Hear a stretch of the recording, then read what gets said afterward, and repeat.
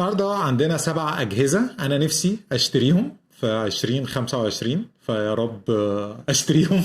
وإذا ما اشتريتهمش حابب إن أنا أوريكم الأجهزة اللي أنا نفسي أشتريها كنوع من أنواع إيه الأجهزة اللي بتلفت انتباهي، وممكن حد يبقى زيي وعايز يعرف عن الأجهزة دي أو ما يعرفهاش وبيشوفها لأول مرة. هي طبعا مش إعلانات ولا أي حاجة، أنا يعني بحاول أقول لكم الباشن بتاعي أو الحاجات اللي أنا بحب أشتريها والجادجتس والإلكترونيكس.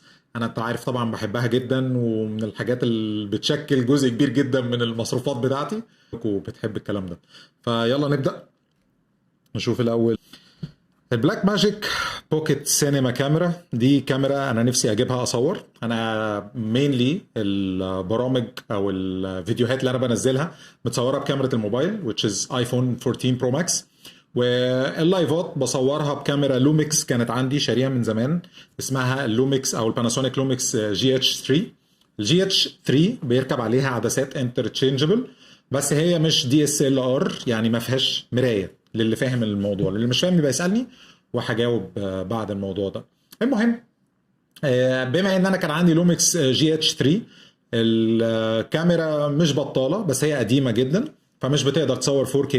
والعدسات انا عندي ليها عدسات اللي هي المايكرو 4 ثيردز. انتوا عارفين عدسات الكاميرا بتبقى حسب الفلانشة او الفلانج او اللي هو طريقه التثبيت للكاميرا.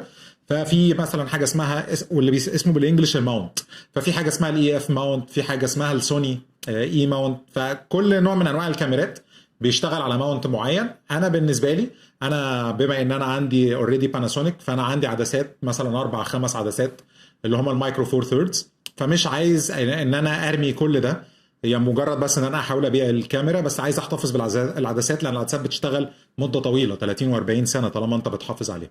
فميزه البلاك ماجيك بوكيت سينما كاميرا انها في الورك فلو بتاعنا هتحل ان هي بتشتغل على العدسات المايكرو 4 ثيردز. اوكي. طبعا هي كاميرا سينما في حجم كاميرات الديجيتال العاديه. اوكي. انا مش هستعرض كل الفيتشرز لان ده مش ريفيو او مش ان ديبث، بس هقول لكم انا نفسي اجيبها ليه. اول حاجه هي بتقدر تصور 4K، وبتقدر تعمل افلام باللوك لو انت شاطر بتاع هوليوود لو انت عايز. تاني حاجة الكاميرا خفيفة، تقدر تشيلها وتقدر تحطها على الترايبود. بينزل بينها 3 موديلات، الموديل اللي هو ال 4K وال 6K وال 6K G2. ال 4K بس هو اللي بيشتغل على المايكرو فور ثيرد. شايفين الفتحة المعدن دي اللي بتختلف من كاميرا لكاميرا، دي بتشتغل على المايكرو فور ثيردز. فانا مجرد ان انا اجيبها واعمل سواب قدرت ان انا اشغل نفس العدسات بتاعتي على كاميرا محترمه اكتر. طب ليه بلاك ماجيك؟ يعني ليه مش عايز اجيب كانون او مش عايز اجيب اللوميكس الجديده بتاعت الكاميرا بتاعتي؟ اللوميكس الجديده بتاعت الكاميرا بتاعتي اللي هي الجي اتش 7 او الجيل اللي قبلها اللي هي الجي اتش 6، كومبيربل قوي جدا، او هي كاميرا تضاهي الكاميرا اللي انا عايز اجيبها. بس البلاك ماجيك تتفوق عليها بالنسبه لي في حاجتين. اول حاجه ان هي متخصصه لكاميرا السينما. تاني حاجه واهم حاجه انا عايزها انها ينفع توصلها بالفيشه. معظم الكاميرات الديجيتال اللي مش متخصصه في الفيديوجرافي او في الفيديوهات هتلاقيها بتصور دايما بالبطاريه. طب انا بقى كل شويه قبل مثلا ما بطلع اللايف بروح اشحن البطاريه على الاخر، وبعد ما اشحن البطاريه على الاخر بضطر ان انا اتاكد انها فولي تشارجد قبل ما اطلع اللايف، والبطاريه لو طولت في اللايف شويه ممكن تفصل. تمام.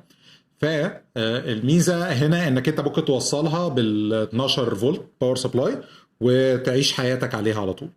وطبعا زي ما انتم شايفين بيركب عليها كل العدسات المايكرو 4 ثيردز، دايناميك رينج عالي.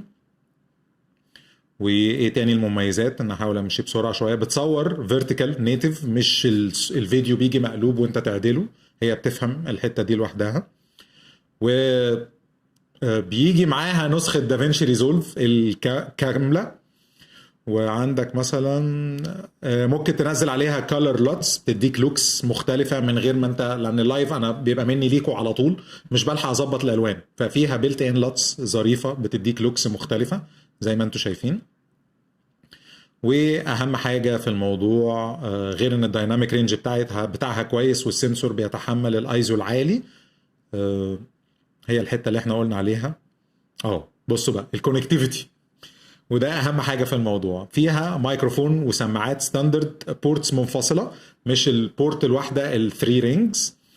فول اتش دي ام اي، يعني الاتش دي ام اي اللي بيركب عليها كامل مش المايكرو اتش دي ام اي، وفيها يو اس بي سي، وفيها باور سبلاي اكسترنال. والباور سبلاي الاكسترنال ده حطوا تحتها 3 خطوط، ده ما بيبقاش موجود في الكاميرات الديجيتال الميديوم او الموجهه للفوتوغرافي مش للفيديوغرافي. حتى الكاميرات الكانون والنايكون الادفانسد في كتير منهم ما فيش الفيتشر دي. نيجي بعد كده، سيبك من الميكروفونز مش فارقه معانا ولا بصوا بقى الحته دي حته صايعه جدا. فيها يو اس بي سي انك انت تسجل دايركت على الهارد ديسك، دي مش فارقه معانا. بيلت ان تايم كود مش فارقه معانا. عندك بعد كده ممكن تتحكم فيها بالابلكيشن بتاع بلاك ماجيك على الايباد او الايفون او الاندرويد. بس اهم حاجه هي الحته دي، ان انت ممكن تاخد الباور من البطاريات او من الشاحن او باليو اس بي سي. فانت عندك 3 سورس اوف باور سبلاي. ده كان الجهاز الاول، واعتقد ان هو في الظريف. يعني هي مشكلتها انها غاليه. هل بقى انا هشتريها حالا ولا مش هشتريها؟ هي في الخطه، والله قدرت من غير ما اتعب نفسي اشتريها، ما قدرتش عادي. ده حبيت اشاركه معاكم. البلاك ماجيك كاميرا عامه من الحاجات البومينج، وعندهم كاميرات سينما كبيره. طبعا هيبقى فاهم الناس اللي متابعانا بيشتغلوا في الاندستري بتاعت السينما، بس انا البوكيت سينما كاميرا از مور ذان انف للي انا عايزه. واكيد فكره ان هي بيجي معاها دافينشي ريزولف كامل دي حاجه ظريفه. هسيب تاني ديفايس معانا من شركه الجاتو. وشركه الجاتو دي هي الشركه الوحيده اللي النهارده في 2 ديفايسز نفسي اشتريهم منها. للناس اللي هنا بيلعبوا فيديو جيمز اكيد هيبقوا عارفين الجاتو ان هي بتعمل كابتشر كاردز، اللي هي الكروت اللي بيسجلوا بيها الجيمز من غير ليتنسي وديلي. انت عارف لو انت جبت كابتشر كارد عادي اللي هو يعني جهاز بيركب في الكمبيوتر ايا كان اليو اس بي او بيركب بي سي اي اكسبريس، وبتكابتشر بيه من البلاي ستيشن او من نينتندو سويتش، ساعات بيبقى فيه ديلي. ففي الالعاب اللي فيها شوتينج الديلي دوت ممكن يخسرك او هيخليها مش اللعبه مش فلويد. فجوده الكابتشر كارد نفسه ان هو بيقدر يطلع لك الكلام دوت، بيحسبه اون هاردوير ليفل بسرعه عاليه جدا. طبعا ده مش موضوعنا، مش ده الجهاز اللي انا عايزه من الجاتو. هقول لكم الجهاز دلوقتي حالا اللي انا نفسي فيه، لان هو هيساعدني في الكونتنت كرييشن وانا غاوي الصراحه الحاجات دي. طيب الجهاز التاني وهو التيلي برومبتر اللي انتوا شايفينه دوت. التيلي برومبتر دوت من الحاجات اللي هي بتطلع لك السكريبت بتاع الفيديو. انا واحد بغلط كتير جدا، للي شاف الفيديو اللي انا كنت منزله على كونتنت كرييشن، انا ممكن فيديو ساعه اصفصف منه ربع ساعه. فتخيل حجم الايديتنج كاباسيتي اللي بيستهلكه، وان انت تحاول تظبطه وتخليه ان اللي بيتفرج عليك ما يفصلش. ده حاجه صعبه جدا. هم ازاي بقى في برامج التلفزيون لما عمرو اديب يطلع ولا اي حد بيقعد يقول خبر كامل من غير ما يبقى ماسك ورقه يقرا منها، وفي نفس الوقت هو بيبقى باصص لعين الجمهور زي ما انا باصص لكم دلوقتي. هو التيلي برومبتر للي ما يعرفوش. التيلي برومبتر ده بقى بالذات من الجاتو، ميزته ان هو مش بيعرض تكست بس، ده بيبقى شاشه، وممكن يعرض شاشه الكمبيوتر بالالوان. وميزته ان هو بيتحط قدام عدسه الكاميرا، فانت بتبص من خلاله بتبقى شايف الكلام، بس الكاميرا بتقدر تصورك من وراه. احكي لكم فكرته بس. هم هنا الجاتو اهو، بصوا على الويب سايت مديلك فكرته ان هو بيبقى انت ده اللي انت شايفه، انت باصص على الكاميرا بتلاقي الكلام بيكمل لك بالطريقه دي. تمام. فطبعا حاجه وهميه للكونتنت كرييشن ان انا ببقى باصص لكم في عينيكم زي ما انا باصص كده دلوقتي، وفي نفس الوقت انا بقرا كلام. فيعني عالمي زي ما انتم شايفين الراجل دوت. تمام. وفي سوفت وير بينزل معاه اللي هو بعد كده انت بتعرضه على الكمبيوتر وبتنقله على الشاشه خلال اليو اس بي سي دوت، اسمه البرومبتر. وده في منه فري على فكره، وده حتى فري لو انت هتستخدم الكمبيوتر. بس هي فكره التيلي برومبتر ان انت بتبقى حاطه قدام عدسه الكاميرا، بس في نفس الوقت الكاميرا شايفاك وانت شايف الكلام. فممكن يقسم الكلام شابترز، يعرض السكرولنج بتاع الكلام. يعني انا كده انت بتبقى باصص عليه كده بالظبط كانك باصص على الكاميرا، ويطلع الكلام فوق، يكبره يصغره. في حته صايعه كمان اللي هو شايفين البلس دي ممكن انت بقى تحركها وتحطها فين العدسه بالظبط، عشان تبقى عارف انت لو بصيت فين تبقى باصص في عين الجمهور. جهاز عالمي. في حاجات ادفانسد بقى في الجهاز بتاع الجاتو، انك انت ممكن لو انجلش لانجوج وكام لانجوج تانية ان هو يسكرول الكلام بيزد على كلامك، ولو لقى غلطت يوقفه لك عشان تعيد تاني. طبعا حاجه في منتهى الصياعه. انا مش هقول اسعار حاجه من الحاجات دي، بس هي غاليه، فيعني ما علينا، ربنا يقدرنا جميعا. والسيت اب زي ما انتم شايفين، ده هنا حاطه قدام الويب كام، وده اللايت بتاع الجاتو. وزي ما انتم شايفين الفرق بقى وانتم بتتفرجوا عليا من غير التيلي برومبتر، انت هتبقى باصص جنب الشاشه لو انت هتشغل الكمبيوتر كتيلي برومبتر، وبالبرومبتر انت هتبقى باصص في عين الناس. وطبعا صغير، وزي ما انتم شايفين ده ظهر بقى التيلي برومبتر، بيبقى شايف عدسة الكاميرا وتركبه على التليفون، بتشتري له اكسسوارز تركبه على اي ماونت انت عايزه، وزي الفل. معانا معتز بيسأل مش ممكن اي شاشة تتحط في نفس وضعها؟ ما انا قلت لك بقى الشاشة، انا لو جبت شاشة حطيتها قدام الكاميرا بالظبط اللي هتغطي على الكاميرا، فحلها ان انا احطها فوق الكاميرا، مش هتبقى مديه الاي كونتاكت. يعني بص انا دلوقتي باصص في عدسه الكاميرا بالظبط، شايف عينيا انا كده باصص فوق عدسه الكاميرا، فاهم؟ انا كده لو بكلمك بص انت مفيش كونكشن، لكن لو انا كده بكلمك انت في كونكشن. دي ميزه التيلي برومتر، ودي اللي بيستخدموه في التلفزيون. ده موجود في يعني كل الناس بتوع التي في برودكشن عارفينه، لان الناس بتوع اللايف عامه هم بيلقنوهم كده. يعني ازاي بقى بتلاقي المذيعه بتتكلم تقول لك وجالنا خبر دلوقتي ان حصل بلا بلا بلا بلا بلا، هم بيبقوا عارضين الكلام ده على التيلي برومبتر، مش بيملوها الصوت في السماعه. يعني لو هو بيمليها الصوت السماعه هي لازم تاخده جمله جمله، اللي هو كذا كذا، لكن هي بتبقى بتقول كذا، هو بيقول لها بس اقري اللي على التيلي برومبتر، فاهم؟ وهي بتقراه. طيب بيشتغل ازاي؟ بيشتغل بنفس فكره نظاره السينما ال 3 دي، في خاصيه في الضوء اسمها البولاريزيشن. البولاريزيشن دوت انك انت في ممكن تجيب عدستين، العدستين دول يبقى البولاريزيشن ما بينهم 90 درجه، تمام؟ البولاريزيشن لما بيبقى 90 العدسه بتعكس اللايت ريز اللي جايه بالبولاريزيشن ده، وبتشفط يعني بتعدي كانها مرايه، سوري كانها هواء للي البولاريزيشن بتاعه صفر. فهي الفكره كلها ان هو بيجيب البولارايزر ده، الجزء اللي الشاشه بتاعت التيلي برومبتر عرضاه بيخبط فيها بيتعكس كانه مرايه فانت تشوفه. واللايتس اللي نازله عموديه اللي هي الاضاءه اللي معكوسه منك اللي عدسه الكاميرا هتشوفها، بتعديها كانها ما فيش حاجه قدام عدسه الكاميرا. فدي فكرته بيزك. طبعا ده بيلز اند ويسلز كده وادفانسد فيتشر ان انت تخليه على شاشه كمبيوتر كامله بالالوان، مش ده التكنيك اللي متبع في العادي. في العادي بيبقى هو الكلام بس ابيض واسود فبيبقى سهل، بس ان جنرال دي فكره التيلي برومبتر عامه. يعني هي اجهزه النهارده كلها مش رخيصه، فانا ما اعتقدش اصلا ان انا هقدر اشتري كل الاجهزه دي ولا نصها ولا ربعها. يعني انا كبيري هشتري الجهاز الجاي، ويعني ممكن اشتري جهاز كمان وممكن اشتري جهاز تاني معاه، بس انا كده باصص لك في عينيك من غير تيلي برومبتر. طيب الجهاز اللي بعده، وزي ما كتير منكم عارفين اكيد، هيكون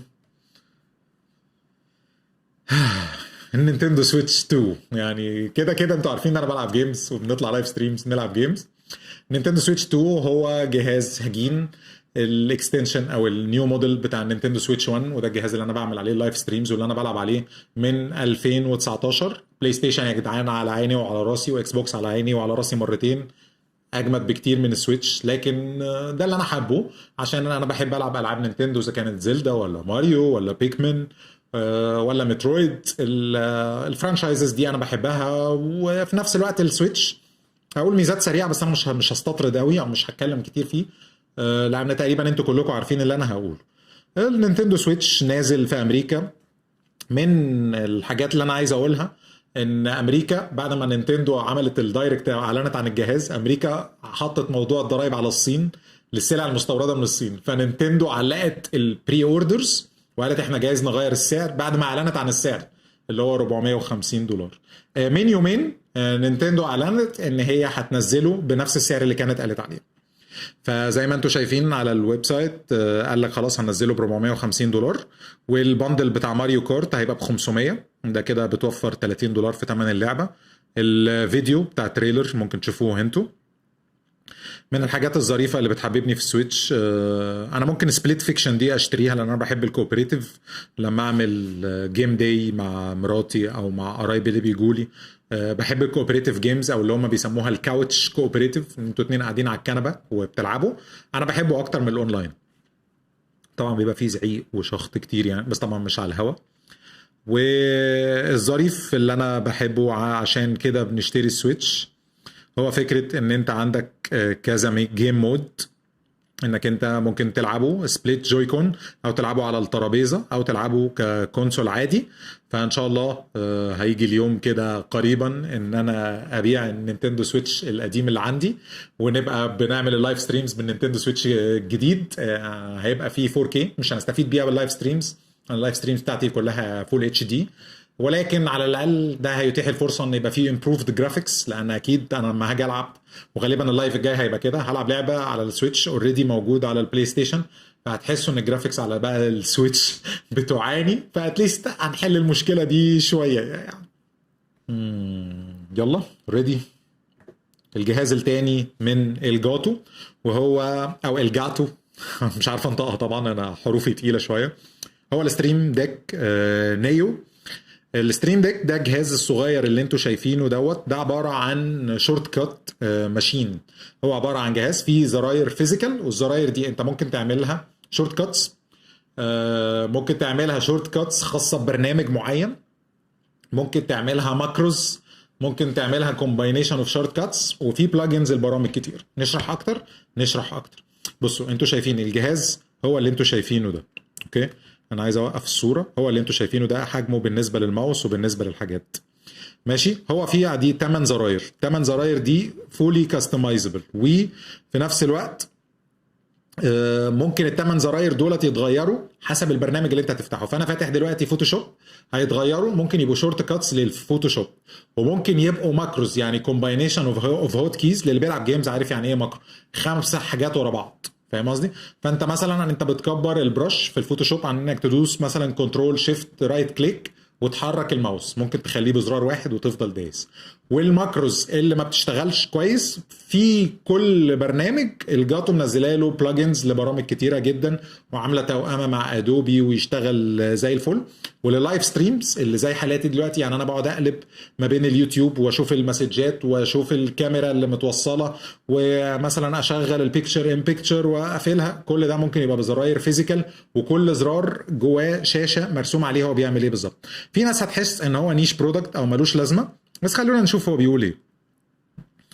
زي ما انتم شايفين دوت واحد فاتح الاكسل، وبيقدر يعمل يستغل الشورت كاتس بتاعت الاكسل، ويفتح الداشبورد ويفتح الايميلز من غير ما يروح كتير للماوس والكيبورد. بعد كده عندك ايه تاني بيعمل ايه؟ بيعمل تاسكات ثابته، يعني انت عايز تفتح الايميلز، عايز تفتح فولدر معين، بيقدر يعمل ده، تمام؟ بيتغير الحاجات اللي بيعملها حسب الابليكيشن، يعني لو انت فاتح الميوزك بلاير غير فاتح الفوتوشوب غير فاتح جوجل كروم. ودايما في الستيتس بار اللي تحت ده كاتب لك الساعه والتاريخ. مين تاني بعد كده؟ لو في نوتيفيكيشنز بيرسمها لك على الجهاز، والساعه فيها الانيميشنز اللي انتوا شايفينها. واذا في حاجه بتعمل لودنج او بطاريه اللابتوب او تدوس ميوت، كل ده بين ايديك فيزيكال، مش محتاج تروح على الهوت كيز وتدور على ايكو زي ما انا كنت بدور على ايكو دلوقتي واحنا قبل ما نطلع لايف ستريمز. الزراير بتظبطها بمنتهى السهوله، بتفتح البرنامج بتاع الجاتو وبتعمل الدراج اند دروب اللي انتوا شايفينه دوت. طبعا عندك ايه بقى الفيتشر الرائعه؟ ان انت غير ان كل زرار ليه ال سي دي، الانفو بار اللي قلنا عليه، في التاتش بوينتس دولت بيغيروا لك الشاشات. يعني انت عندك 8 زراير، لو انت دوست على الزرار ده هيروح مغير لك. يعني بصوا استنى، بصوا هو كده معروض الحاجات دي. لما تيجي تدوس على الزرار ده يروح جايب لك غيرهم، تدوس على الزرار ده يقلبهم لك كصفحات. فهم مش 8 زراير الحقيقه، هم زي ما انت عايز، وبيتغيروا اوتوماتيك لما تفتح البرنامج بتاع كل واحد. الفيتشرز بعد كده طبعا ادجستبل، بحيث انه يبقى شكله روش على الديسك بتاعك، بيتوصل يو اس بي سي. وعندك ايه تاني؟ ليه بلجنز زي ما قلنا للفوتوشوب بتعمل حاجات ادفانسد. وطبعا اوتوماتيكلي بيشتغل مع كل حاجه الجاتو بينزلوا حاجات تساعدك في الستريمنج للي ما يعرفهاش. انا ما عنديش منها ولا جهاز طبعا. في المايك، في الستريم ديك، في الويب كام دي، وفي حتى الضوء بتاعهم. وفي حاجه انا نسيت اقولها على على البلاك ماجيك كاميرا. ده كده خلص الجهاز على كده.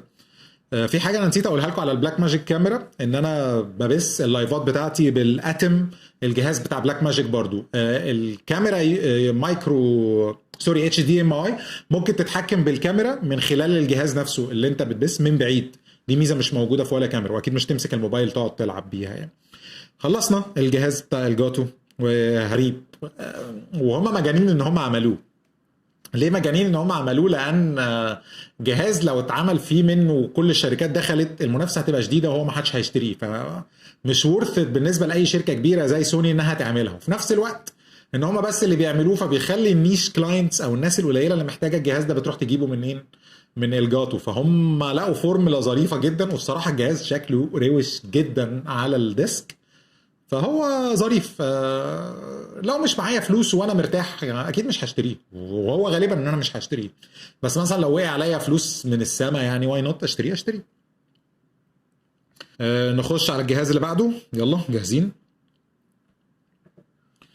هو الحقيقه باك جراوند لايت، يعني هو الام تي برو دوت. انا زي ما انتم شايفين الاضاءه اللي ورايا، انا بقعد اتعب عشان اجيب اضاءه احطها في الارض، ودايما ببقى مجبر على لونها. الام تي برو دوت ميزته ان هو لايت صغير، بيتشحن بالبطاريه وممكن يشتغل دايركت على الفيشه في كل الالوان اللي انت تتخيلها وما تتخيلهاش. بروفيشنال لايتنج، يعني مش هيرعش ومش هيديك الوان مش دقيقه.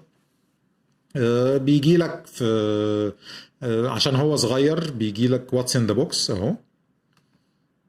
بيجي لك عليه ميني ترايبود، تمام، وبيجي لك عليه ديمر كده لو انت عايز تقسم الاضاءه، وكارين كيس، واليو اس بي لايت. هوريكم الصور. وطبعا بيجي فيه مودز هنشوفها دلوقتي، بس ده الترايبود اللي انا حبيت اقوله لكم، وجاهز ان هو يركب على ترايبود عادي.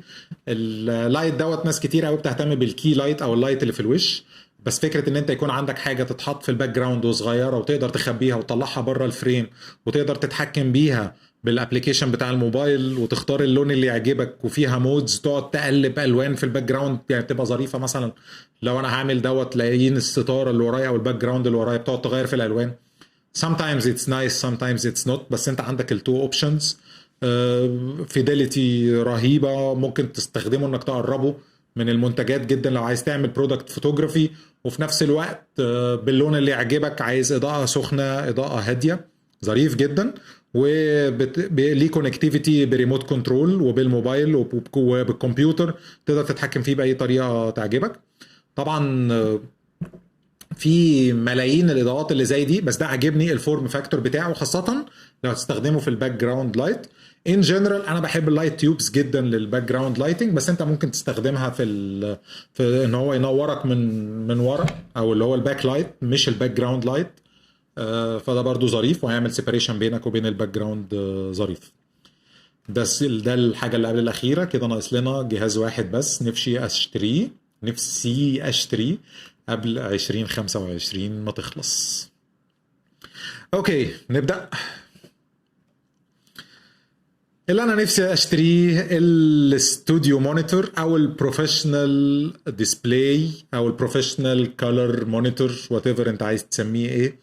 انا الحقيقه بنسى اسمه، بس هو اللي هو استوديو مونيتور، الاسم الصح استوديو مونيتور. اوكي، ده اسوس برو ارت ديسبلاي PA32U CXR بروفيشنال مونيتور 32 انش 4K 3840 في 2160. وده من المونيتورز القليله اللي بيجي LED، لان معظم الكمبيوتر مونيتورز تبقى LCD الا الهاير اند، لان انتوا عارفين ال LCD عمره الافتراضي اطول عشان ما فيهوش البيكسل بيرنينج. فعشان تقدر تعمل LED مونيتور وما يبقاش فيه بيكسل بيرنينج محتاج فلوس كتير قوي قوي قوي قوي. وانا هقول لكم سعر ده، لان انا فاكر انه سعر كان غالي جدا في الاخر. بس خليني اشرح الاول ما بيشتغلش كولورست او ما بيشتغلش في الفيديو برودكشن. طبعا اللي شغالين في الكولرز او في الفيديو برودكشن هيبقوا فاهمين الكلام ده ايه، ولكن اللي مش شغالين مش هيبقى عندهم فكره انا محتاج ليه اشتري مونيتور بالسعر ده. من عندي مونيتور كمبيوتر، وانا شغال بمونيتور كمبيوتر طبعا. بص، في حاجه اسمها كولر اكيورسي. بمعنى ايه؟ بمعنى انت عارفين الكولر بيتحدد باللون الار والجي والبي فاليو بتاعته. فالسؤال، لما انا ادي لك الار جي بي فاليو ده هيطلع نفس الكولر. لو انت جبت موبايلين مختلفين وجبت نفس الصورة، هتلاقي موبايل مزرق عن واحد او واحد مصفر عن واحد. لو رحت بصيت على الفيديو او على الصورة على الكمبيوتر هتلاقيها بهتانة. فاهم قصدي؟ مفيش حاجة ستاندرد بتجيب لك الاسود والابيض الفرق ما بينهم زي بعض، او الاصفر درجة الاصفر فيه دوت زي التاني زي التالت زي الرابع، الا البروفيشنال ديسبلاي مونيتور. المونيتورز العاديه اللي بتبقى في الموبايل او الشاشات العاديه اللي بتبقى في الموبايل او الكمبيوتر، الهدف منها انها تعرض بليزنت كولرز ظريفه، كولرز تستمتع لما تتفرج عليها. الاستوديو مونيتورز او الديسبلاي مونيتورز الهدف انها تعرض كولرز دقيقه. بمعنى ايه؟ لو انا عندي استوديو هنا عارض صوره وعندي استوديو في امريكا عارض نفس الصوره والاثنين عندهم مونيتورز مظبوطه، الاثنين ياخدوا نفس الريزلتس. لكن انا مثلا باجي اشتغل على فيديوهات، والفيديوهات دي مثلا بتبقى معروضه قدامي زي الفل، ماشي، اروح اعمل اكسبورت للفيديو واسيبه يعمل ريندر يوم، وبعد كده اروح اشوفه في الايفون الاقيه مصفر، اروح اشوفه على الايباد الاقيه مصفر على مزرق سن. فاهم قصدي؟ وبقيت اعرف اكاونتر بالانس ده بالخبره، ان انا عارف ان انا المونيتور بتاع، طبعا العيب مش في الايفون ولا في الايباد، العيب في المونيتور بتاع الكمبيوتر بتاعي، ولانه ال سي دي فالصوره بتبقى بهتانه شويه، والدرجات الاسود او البلاك ليفلز ما بتبقاش مظبوطه قوي.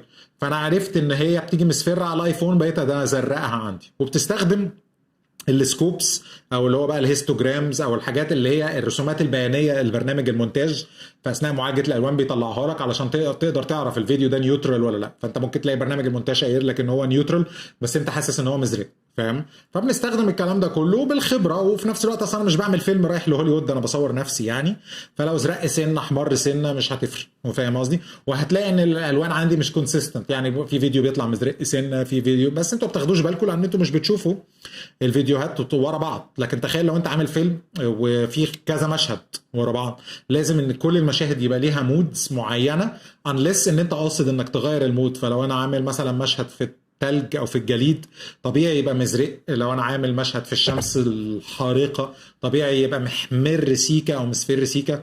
كل الكلام دوت انت لازم يبقى عندك لويال مونيتور بيوري لك الالوان بشكل فيري اكيوريت عشان تقدر تحط المودز ده. فده بيستخدموه مش حتى بتوع المونتاج، اللي بيستخدموه اللي بيسموهم الكالورستس، او زي ما لو اتفرجت على فيلم في نهايه الفيلم هيقول لك تم عمل تصحيح الالوان في استوديوهات كذا، او الكالورستس كذا. الكالورستس بقى هم اللي بيشتغلوا على ده، بياخدوا الادفايس من المخرج يقول لهم انا عايز الالوان بالطريقه 1 2 3، وهم بيشتغلوا على ده.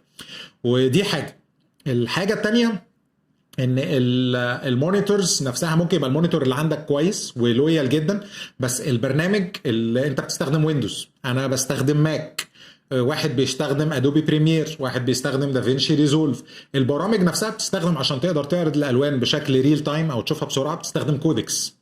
الكودكس دي ساعات بتعمل اللي احنا بنسميه الكالر شيفت، هي اصلا ما يبقاش العيب منك، بس هو البرنامج اللي مطلع لك اللون ايه مزرق او الكذا. ده بيحتاج ان المونيتور حتى البروفيشنال مونيتور يحتاج حاجه اسمها الكاليبريشن، او انك انت تعمل تيست ان الازرق هو الازرق مظبوط، الاحمر هو الاحمر المظبوط. الكاليبريشن دوت هو اللي بيتاكد ان المونيتور ده في الانفايرمنت دي، ايا كان بقى الويندوز او الماك ولا الكودكس اللي انت مستخدمه، بيطلع لك ترو كولرز او الوان دقيقه. ده موجه للمستخدم العادي؟ ديفينتلي لا، لان المستخدم العادي مش المفروض ان هو يوجع دماغه بالكلام ده. فاهم قصدي؟ لان انت كمستخدم عادي انا عايز اديك مونيتور توصله بكارت الشاشه او توصله يطلع لك الوان بليزنت وتقعد تتفرج وانت مبسوط، انما هتحط بقى المونيتور وتقعد تعمل كاليبريشن بلا بلا بلا، المستخدم العادي مش منوط بيه الكلام ده. كده انا شرحت لكم يعني ايه. طب ليه اسوس في المونيتور دوت رايحه لل اي دي، مع ان انا بقول ان ال سي دي هو المستخدم في معظم المونيتورز؟ لان ال سي دي بيبقى صعب جدا ان انت تعرض عليه اتش دي ار. الاتش دي ار او الهاي دايناميك رينج بيبقى الفرق ما بين الاسود المعتم تماما والابيض الشديد السطوع فرق كبير جدا. انت يكاد يكون الاسود يساوي انك ما تعرفش تفرقه لو انا جبت لك صوره سوداء ما بين هو المونيتور مقفول اصلا ولا مفتوح بس عارض اسود. على ال سي دي لا، هتبان ان المونيتور مفتوح ولونه جريش كده شويه. فده طبعا اغلى واغلى ان انت تقدر توفر تكنولوجي ال اي دي و ما يبقاش فيها البرنينج. تعالوا بس نقروا الميزه المونيتور ده ايه. زي ما انتم شايفين الكونتراست ريشيو بتاعه 1600 نتس، ودي حاجه عاليه جدا. بيقدر يعرض الوان 10 بت، يعني بيقدر يعرض ديتيلز من الالوان مش بتبان على معظم المونيتورز العاديه اللي بتشتغل 8 بت. المونيتور زي ما انتم شايفين ظريف، بس هو ده بقى فيه very strong selling point، زي ما انتم شايفين دي السكوبس اللي انا بقول لكم عليها. انت بتشوف الرسومات ايه علشان لو المونيتور اللي عندك مش مظبوط. بيستخدم طبعا باي البروفيشنال كالوريستس اللي هم هيبقوا قادرين يشتروا البانلز دي بقى بالشيء الفلاني. انا ما عنديش الكلام ده، انا عندي كيبورد وماوس وبحلم اجيب ستيم ديك، فالموضوع مش موجه ليا خالص. بس انا ليه نفسي اشتريه؟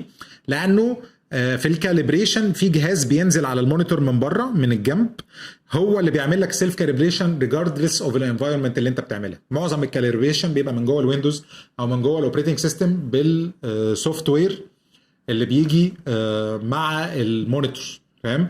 هنا لا، هنا انت بتنزل العدسه دي على المونيتور وهو بيكاليبريت نفسه، ايا كان بقى انت موصله بالماك ولا موصله بالويندوز ولا موصله بعباس. فميزته ان هو سيلف كاليبريشن، بيقدر يعرض 99% من الدايناميك رينج بتاع الادوبي ار جي بي. ده كولر سبيس او مساحه الوان اكبر من الار جي بي العادي اللي هو 8 بت، وده اللي بيتعرض في ال10 بت، تمام؟ وبس هو موجه للكالوريستس والفيلم ميكرز، مش موجه لينا خالص. وبس كده، ده اللي انا نفسي اشتريه. تعالوا بقى ندور على السعر عشان هو ده اخر حاجه انا هختم بيها، واشوف بقى مين كاتب لي كومنتات. انا كومنتات مش قدام عيني دلوقتي يعني. زي ما انتم شايفين، دي السكوبس اللي بقول عليها اللي بنستخدمها في الطبيعي، وده اللي الانسان الطبيعي بيستخدمه. تعالوا بقى نشوف فين السعر.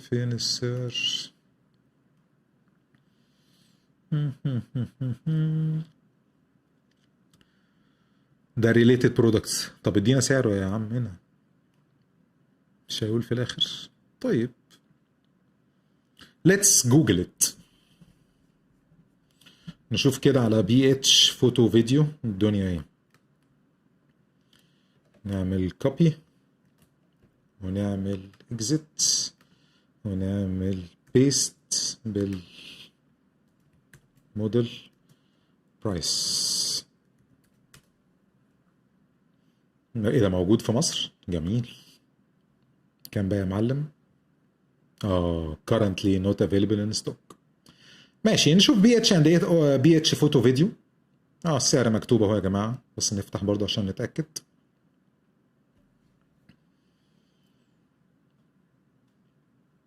I am not a human يعني. انا سوري، I'm a human. $2819. يعني لو فتحنا الكالكوليتر وضربنا 2819، طبعا ده هيبقى ارخص من لو واحد باعه في مصر عشان مصر لسه بتضيف عليه الشيبنج والجمرك. لكن لو افترض ان انت عايش في امريكا، هتضرب ال 2819 دي قول في 51 مصري، يعني هيبقى 148 الف جنيه، ولسه هتضيف عليه ضريبه الايه، القيمه المضافه. يعني مونيتور في حدود 150 الف جنيه، يعني في الظريف منه. ما ممكن تجيب كمبيوتر وبتجيب بنفس ثمن الكمبيوتر مونيتور. ولكن زي ما احنا شايفين، السيلينج بوينت الرهيبه هي العدسه دي. هي فين اهي. العدسه دي انت بتلفها وتحطها على المونيتور. كفايه زوم ايوه تمام. وتلفها وتحطها على المونيتور، وهي بتفضل تغير الالوان وتعمل لك اوتو كاليبريشن طبعا. بس كده، انا كده ده الجهاز الاخير يا جماعه. في عيد ميلادي يبقوا فكروني ان انا اشتري حاجه من الحاجات دي. مصطفى بن علي، حضرتك ذكرت عيب شاشه ال دي العاديه.